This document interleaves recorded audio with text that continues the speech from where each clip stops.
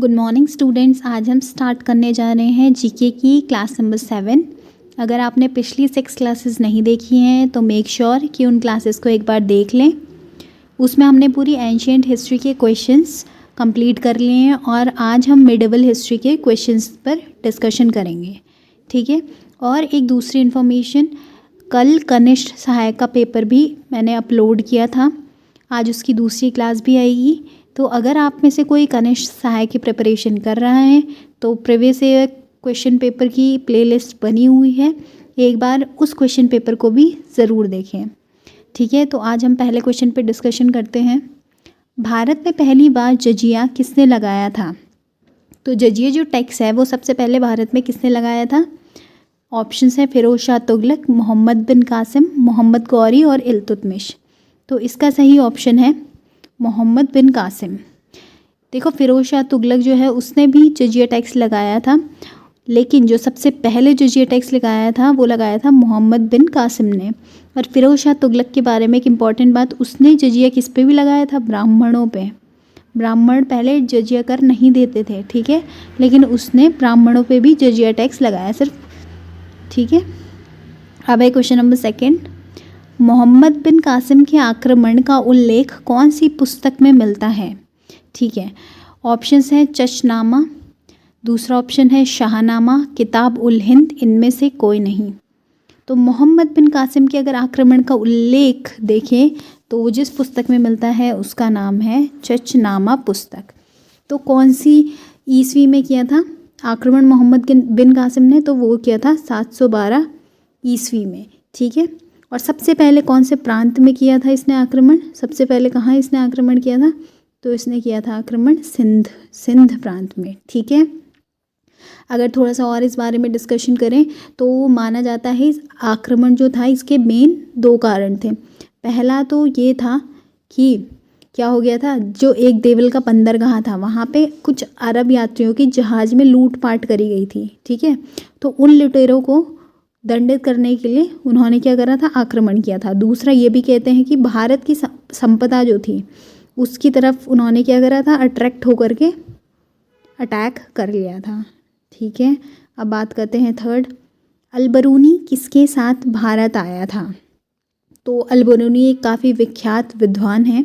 अलबरूनी किसके साथ भारत आए थे? कासिम के साथ आए थे, गौरी, गजनवी या फिर फिरदौसी?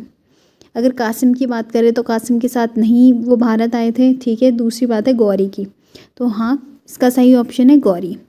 जो नहीं, इसका सही ऑप्शन गौरी नहीं है, सॉरी। वो किसके साथ आए थे? गजनवी के। किसके साथ थे? गजनवी के साथ आए थे। अगर अलबरूनी की बात की जाए तो अलबरूनी जो ने जो किताब लिखी है उस किताब का क्या नाम है?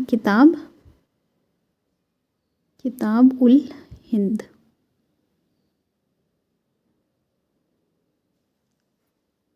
उस किताब का नाम है किताब उल हिंद, ठीक है। तो वो थे गजनवी। फिरदौसी की बात करें तो फिरदौसी भी किसके साथ आए थे? फिरदौसी भी किसके साथ आया था? गजनवी के साथ ही आया था। अगर गजनवी की मैं बात करती हूँ तो गजनवी जो है इसके साथ की अगर बात की जाए, इसके साथ आए थे पहला तो अलबरूनी, विद्वानों की बात कर रही हूँ जो इसके साथ आए थे, ठीक है, इसके दरबार में जो रहते थे, अलबरूनी, ठीक है। इसकी बुक मैंने आपको बता दी है। दूसरा है फिरदौसी, ये फिरदौसी, जो फिरदौसी है इसकी जो बुक है उसका नाम है शाहनामा। और इसके अलावा कौन है? एक उतबी। ये बुक नहीं है, ये भी क्या है? एक विद्वान है। तो पहले है गया अलबरूनी, दूसरे फिरदौसी और उतबी। तो ये सब किसके दरबार में रहते थे? मोहम्मद गजनवी के। इसके अलावा एक और की बात की जाए तो फारूकी। तो ये कुछ पॉइंट्स हैं याद रखने के लिए, ठीक है, फारूकी। तो अब क्वेश्चन नंबर 4। नालंदा विश्वविद्यालय को किसने जलाया था? तो सबसे पहली बात तो आप मुझे कमेंट सेक्शन में ये आंसर दीजिए कि नालंदा विश्वविद्यालय की स्थापना किसने करी थी, ठीक है। मैंने पिछली क्लासेस में बहुत बार बता रखा है, 2 से 3 बार। तो ये कमेंट सेक्शन में इसका आंसर आप कमेंट कर दीजिए, ठीक है। दूसरा, अब क्वेश्चन पे अगर जाएँ तो नालंदा विश्वविद्यालय को किसने जलाया था? ऑप्शन है बख्तियार खिलजी, मोहम्मद गौरी, महमूद गजनवी, सिकंदर लोदी। तो इसको जलाया था बख्तियार खिलजी ने। अब ये था कौन? तो ये क्या था? सेनापति था। सेनापति किसका सेनापति था? ये मोहम्मद गौरी का ही सेनापति था। और इसने क्या करा था? इसने आक्रमण कर लिया था बंगाल और बिहार में। बंगाल और बिहार में आक्रमण करके क्या कर दिया था इसने? नालंदा जो यूनिवर्सिटी है उसको जला के राख कर दिया था। ठीक है, अब बात करते हैं फिफ्थ। मोइनुद्दीन चिश्ती किसके साथ भारत आए थे? तो मोइनुद्दीन चिश्ती की अगर बात करें, वो एक काफ़ी प्रसिद्ध सूफी संत हैं, ठीक है। तो वो किसके साथ भारत आए थे? ऑप्शन है मोहम्मद गौरी के, गजनवी के, अलाउद्दीन खिलजी के, या फिर मोहम्मद बिन कासिम के।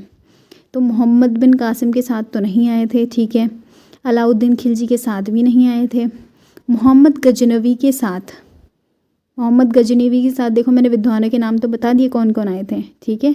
तो मोहम्मद गौरी के साथ आए थे, ठीक है।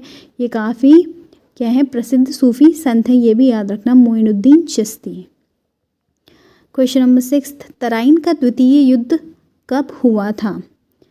1192, 1129, 1191, 1119। तो अगर पहले युद्ध की अगर बात करूँ तो पहला युद्ध कब हुआ था? तराइन का पहला युद्ध कब हुआ था? 1191। किस किस के बीच हुआ था? तो गौरी के और पृथ्वीराज चौहान के बीच, ठीक है। इनके बीच हुआ था, जिसमें किसकी जीत हुई थी? पृथ्वीराज जीत गए थे, ठीक है। वो हुआ था 1191 में। और अगले ही साल 1192 में दूसरा युद्ध हुआ, जिसमें क्या हो गया था? जिसमें पृथ्वीराज की हार हो गई थी। और जीत कौन गया था? मोहम्मद गौरी। तो सही ऑप्शन है आपका 1192, ऑप्शन नंबर 1। 7th है, चंदावर का युद्ध किसके मध्य हुआ था? पहला ऑप्शन भीमराज और गौरी, जयचंद और गौरी, बाबर और मेदिनी राय, गजनवी और जयचंद। तो जो चंदावर का युद्ध हुआ था वो किसके बीच हुआ था? जयचंद और गौरी के बीच हुआ था, ठीक है। अब बाबर और मेदिनी राय से भी आपको याद है वो हुआ था चंदेरी, ठीक है। चंदेरी का युद्ध हुआ था बाबर और मेदिनी राय के बीच, ये है चंदावर, ठीक है, और चंदेरी, तो याद रखना। अब है क्वेश्चन नंबर 8, किसके शासनकाल में चंगेज़ खान ने पश्चिमोत्तर भारत पर आक्रमण किया? तो किसके शासनकाल में चंगेज़ खान ने आक्रमण किया था? वो था इल्तुतमिश गुलाम वंश का एक शासक था, जिसके शासनकाल में चंगेज़ खान ने भारत के पश्चिमोत्तर भारत पर आक्रमण किया था, ठीक है। बात करते हैं क्वेश्चन नंबर 9, कुव्वतुल इस्लाम मस्जिद किसने बनवाई? तो कुव्वतुल इस्लाम मस्जिद बनाई है आपकी, ऑप्शन है कुतुबुद्दीन ऐबक, बलबन, जहांगीर, औरंगजेब। सही जो ऑप्शन है वो है कुतुबुद्दीन ऐबक। इसके अलावा कुतुबुद्दीन ऐबक ने किसका कंस्ट्रक्शन का काम शुरू करवाया था? सबको पता है किसका? कुतुब मीनार का, ठीक है। और क्या इन्होंने करवाया था? इन्होंने बनवाया था 2.5 दिन का झोपड़ा। इम्पॉर्टेंट क्वेश्चन है, 2.5 दिन का झोपड़ा ऐसा माना जाता है। इसका काम कितने दिन में हो गया था? 2.5 दिन में हो गया था, इसलिए इसे क्या कहते हैं? 2.5 दिन का झोपड़ा। अब है आज का लास्ट क्वेश्चन, जीतल नामक सिक्के किस धातु के बने होते हैं? चांदी के, कांसे के, तांबे के, सोने के, ठीक है। तो इसका सही ऑप्शन है जीतल किसका बना होता है? तांबे का बना हुआ होता है, ठीक है।